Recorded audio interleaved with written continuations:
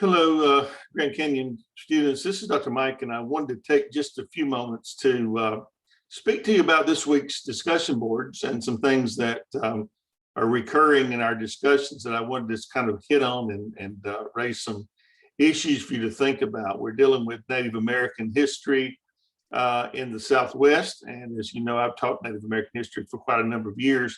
I'm always struck by the differences between the East Coast Native Americans and West Coast. And of course, geography has a great deal to do with that. And that's something that's come up in our discussion this week about the movement of Native Americans.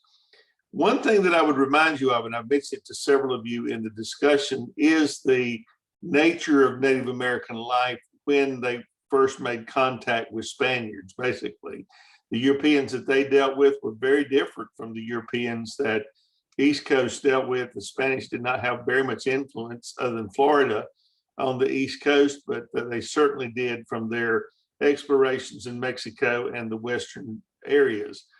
And they were very different. They were spreading their gospel, if you would permit me to use that term, in the Catholic Church. And we know from Columbus that basically he looked at Native Americans a certain way, saw them as possibly good servants or slaves, and they converted them to Catholicism at the end of the sword, and then worked many of them to death in the gold mines and silver mines trying to mine gold. And that was basically the motivation of the Spaniards, looking for wealth. And they made Spain for a time one of the wealthiest nations in Europe.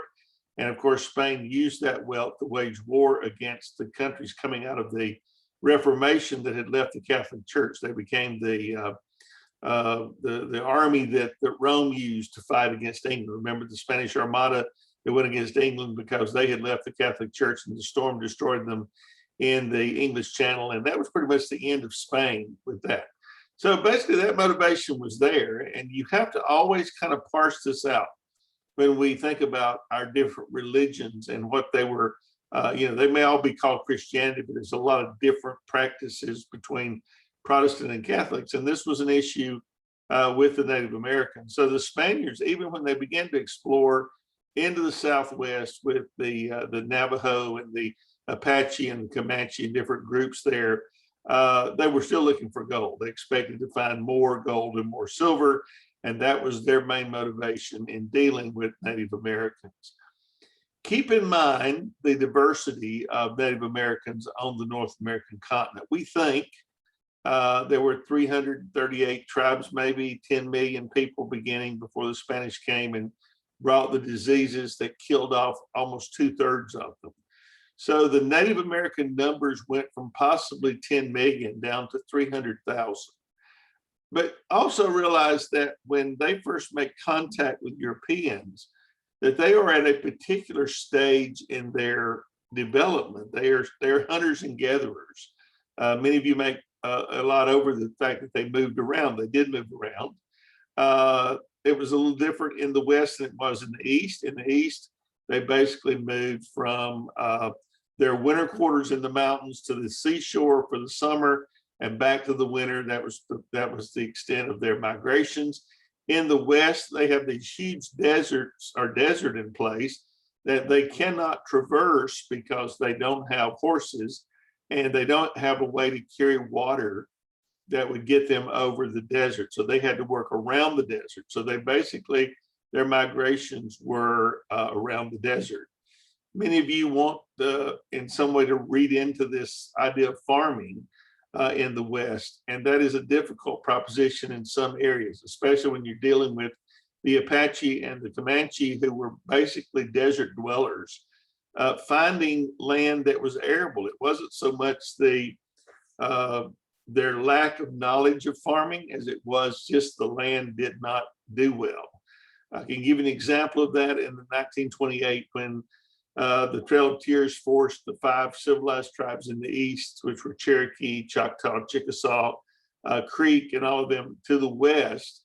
They were farmers here in the East, and when they forced them onto land, keep in mind the land they forced them onto across the Mississippi was already occupied by other Native American tribes.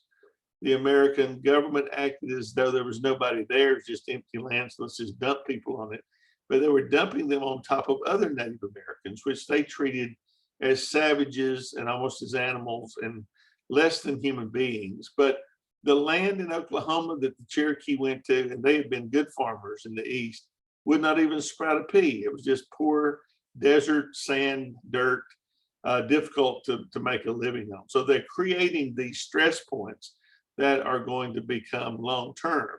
One tribe, resenting another tribe being dumped on top of their land and taking their land. They were forced to share with them. And of course, Western Native Americans had their own way of finding food. It was mainly protein. It was mainly buffalo. It was that kind of thing. And before they got horses, which is another point I want to talk about, they had to find ways to capture the food they need to eat by hand.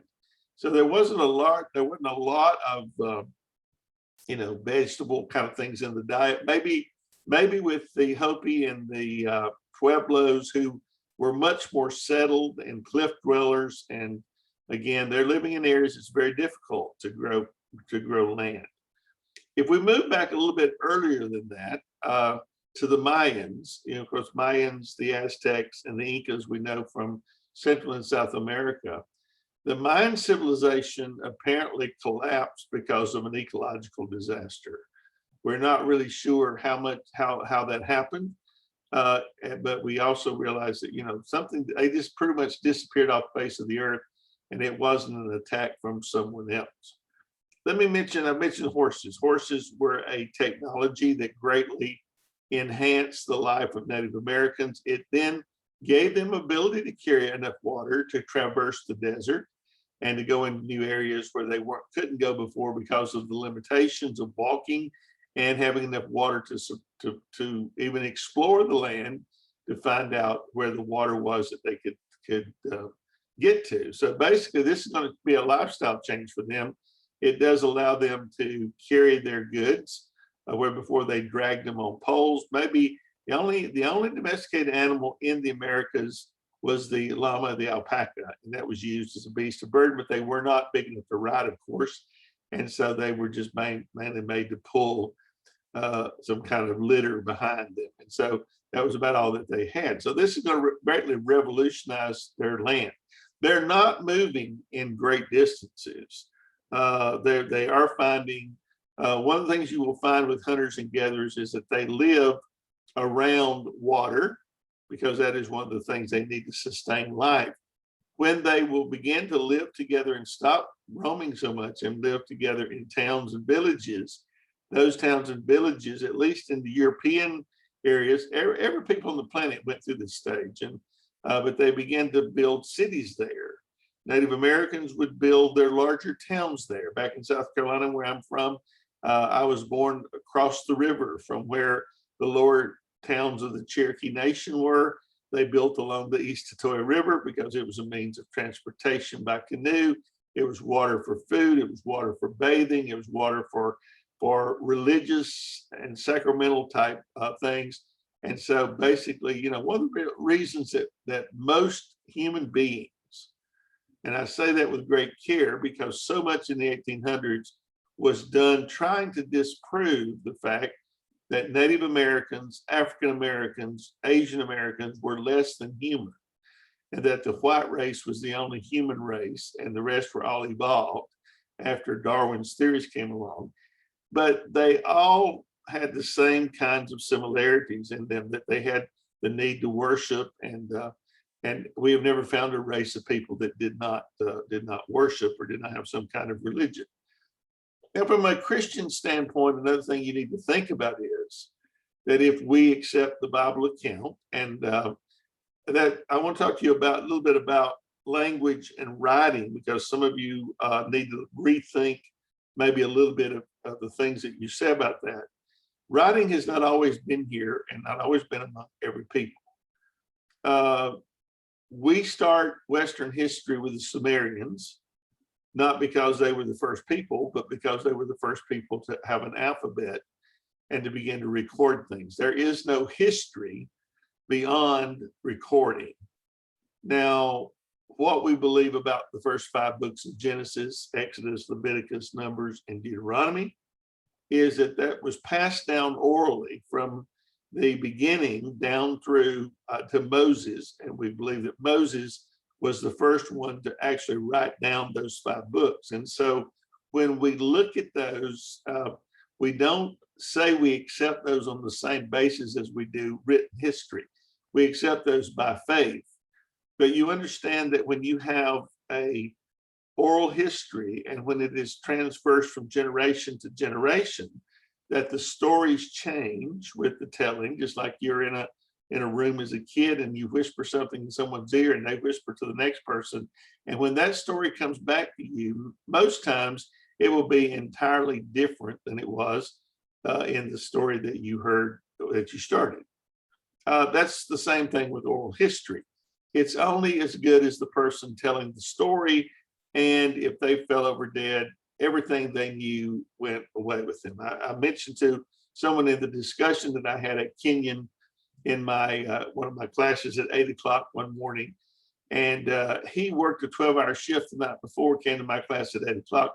The man never slept, he never yawned, he never got tired, but he was engaged. And the whole time he told me at the end, he said, you remind me of the storyteller in my village who has over 300 histories of families in his head that he shares and that he keeps alive, and he goes from village to village and shares those.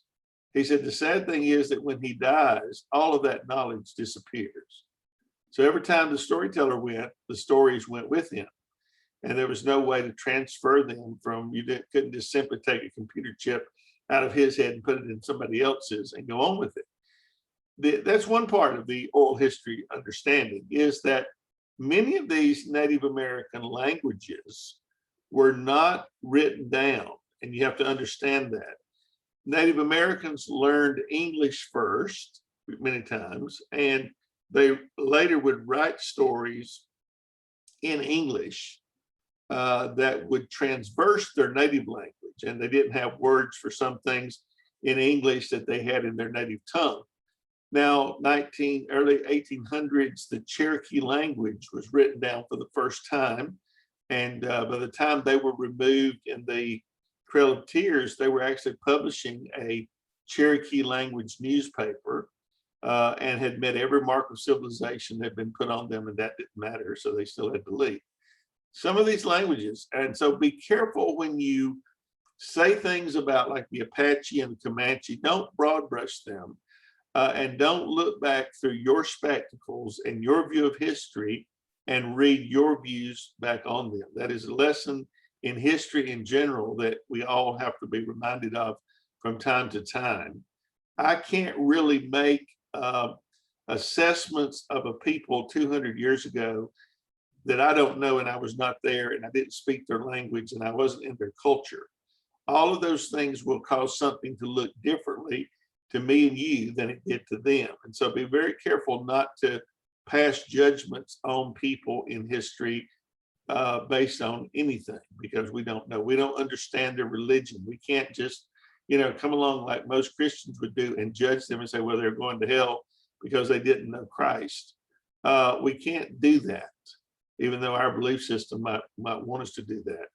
Their religion, that's another aspect that you have to also evaluate in light of what you believe about the Bible. If you believe that all people came from Adam and Eve, and then all people came after that, after the flood, from Noah and his 3 sons, then we also believe that everybody on the planet is interrelated and came from those 3 guys.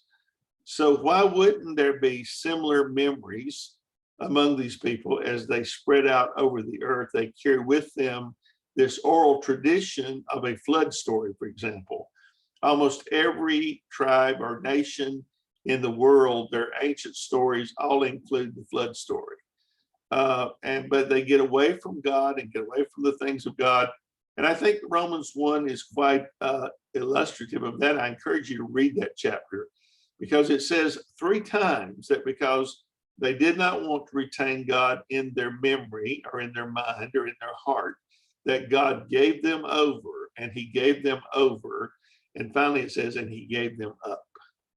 So if that be the position we're going to take, then you understand Native Americans in a different light. Some of their similarities will come from that past knowledge that was had by their people from the beginning and from the breakup and the spread from Noah's flood to the ends of the earth. And we know that Native Americans are ancestors of Euro-Asians. They came over from the main continent.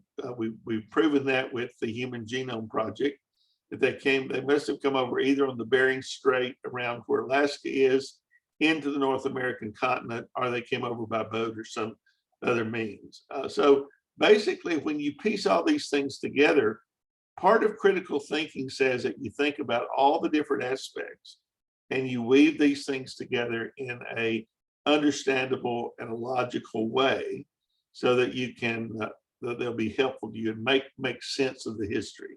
So I just want to say that to you kindly as a historian, as somebody who writes and analyzes and thinks about all these things all the time.